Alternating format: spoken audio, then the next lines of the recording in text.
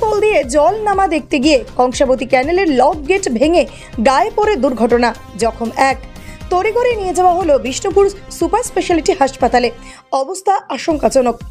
ঘটনা বাঁকুড়ার জয়পুর ব্লকের রাউতখন্ড গ্রাম পঞ্চায়েতের সুজারগড় গ্রামে। স্থানীয় প্রত্যক্ষদর্শীরা জানান, এখন এমনিতেই ক্যানেলে কোনো জল নেই। হঠাৎ ক্যানেল পুলের গর্ত দিয়ে জল বের হতে থাকে, আর সেই জল বের হতে যাওয়া দেখতে যান ওই বছর 45-এর ব্যক্তি ষষ্ঠী লোহার পিতা মথুর লোহার।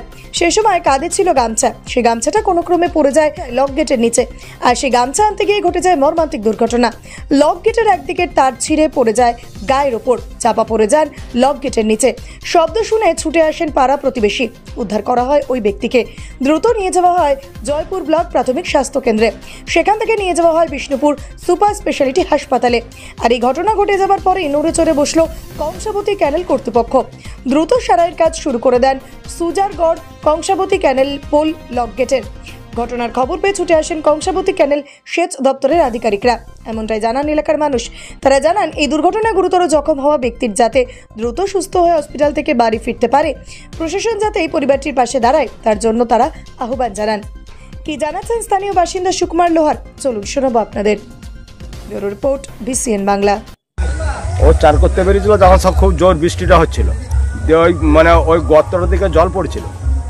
গর্তটার দিকে জল নামতে ও মুখটা উবড় হয়ে দেখতে গেছিল, যে কাঁধে একটা গামছা ছিল, ওই গামছাটা পড়ে গেছিল দাওয়াটার মধ্যে।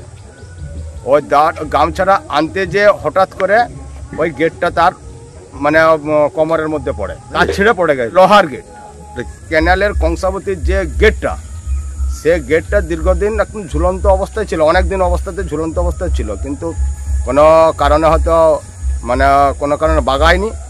আর সেই অবস্থাতে বৃষ্টি পড়ছিল, সেই অবস্থাতে সে ও চান করতে যাচ্ছিল। চান করতে যাওয়া অবস্থাতে গামছাটি পড়ে যাওয়ার জন্য সে গামছাটি তুলতে যেয়ে এই অবস্থাটি হয়। এখন খুব একটা ভালো নয়, বিষ্ণুপুরে সুপার হসপিটালে ভর্তি আছে। আমরা চাচ্ছি যে রুগী যাতে সুস্থ হয়ে বাড়িতে আছে এবং তার চিকিৎসার জন্য কিছু সহযোগিতা যাতে পাই। আমার নাম সুকুমার লোহার, গ্রামটার নাম সুজারগড়।